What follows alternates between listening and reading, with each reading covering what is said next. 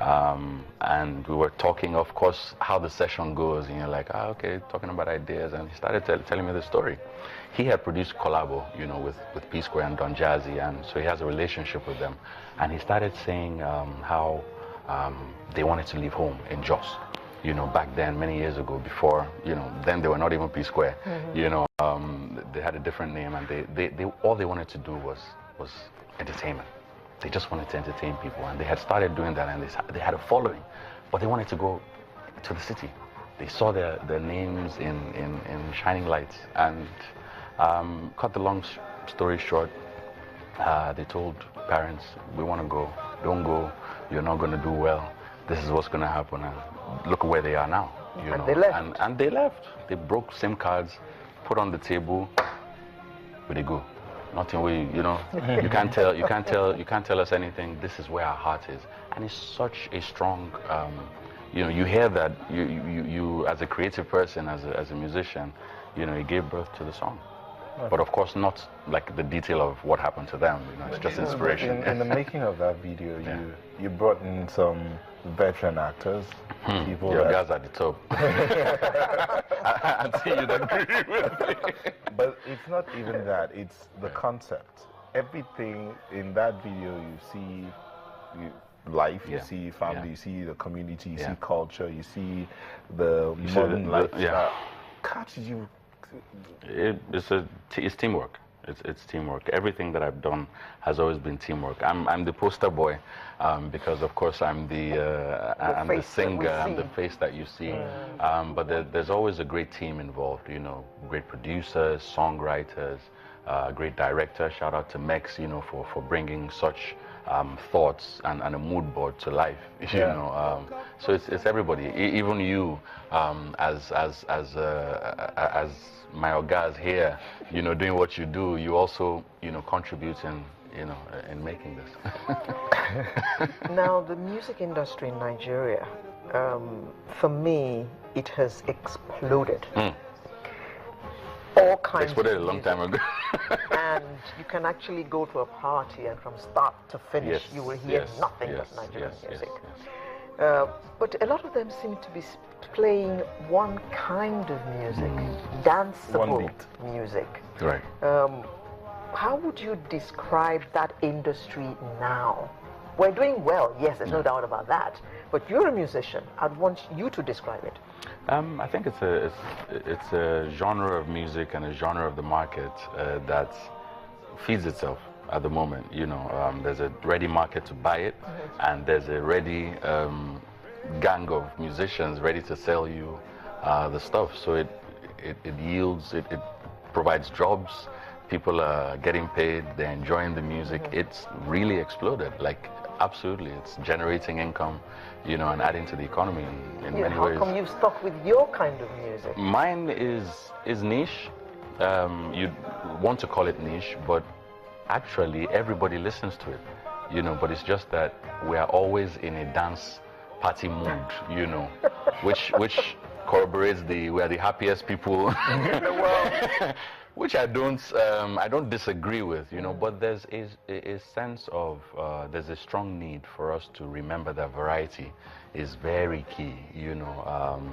In the 80s, late 80s, I think, early 90s, we used to be the largest consumers of reggae music. You know, what happened to Nigeria, you know. So just looking at that, if you want to start going a bit more insightful into why, you know, certain genres are not as popular as the others, it's maybe because the people are not, the discerning few are not, you know, as many as we think that they are. I know you said you decided to cover niche, right? And this calm kind of music, but then you have this other one that's soulful music. Soulful music. Yeah. Not sometimes you look for the word soulful music. Yeah. But you have this other song you did that also talks about family. Auricular, isn't it? Yeah. In that video, you had your wife and child, and basically you're just telling a story of.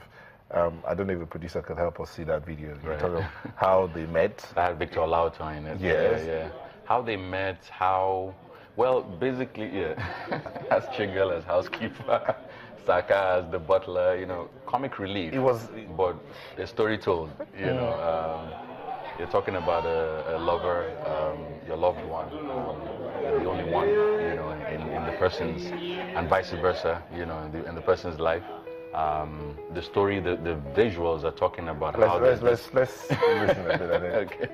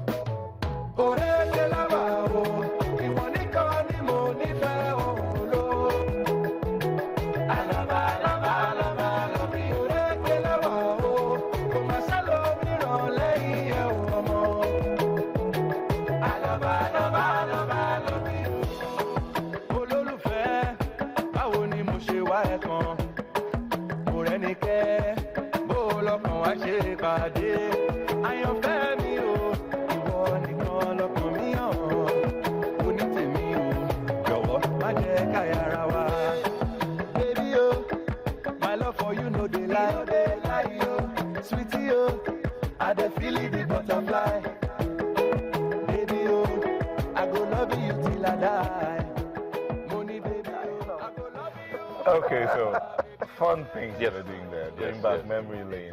They were trying to take a photo, family portrait, you know, and it never happened, you know, because one person or the other kept getting up to, you know, granddad remembered, oh, where are my glasses? I'm not complete without my glasses. He goes to get it and walks past this magical mirror that takes everybody back, you know, several years to how they met or moments they shared.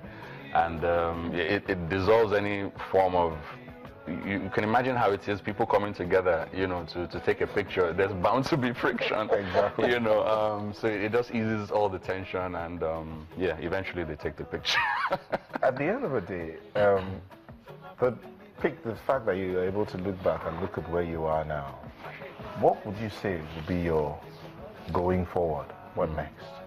I'm just gonna keep doing what I know how to do, make music, try and help people however I can, show my talent, improve on business skills. I don't know, just take it one day at a time. Okay, we're going to sign out. Right. Then when we do sign out, I don't know what you're going to sing, but what I'm going to sing. Yes, you're going to sing us out of here. Okay. Maybe. Make sure everything is correct, yeah? So Dare at Alade has been our taste of the week, otherwise known called Dare. So that's sunrise for this day, the 21st day of May. We'll bring you a fresh package next week. I'm Alade Edu, wishing you all the best. And I'm Neil Tegwe. Thank you so much. Remember to go out there and love this country. No matter what the challenges might be the best that you can be. And remember, you are the change. Dare, yeah. Thanks for all the shout outs. Thanks for loving the video. Pray for me. Well, woke up on Sunday morning, told my daddy I'm leaving home. I'm going off to the city tomorrow, even though I don't know where to go. Daddy said, son, don't be a fool, 'cause life in the city is unbelievable.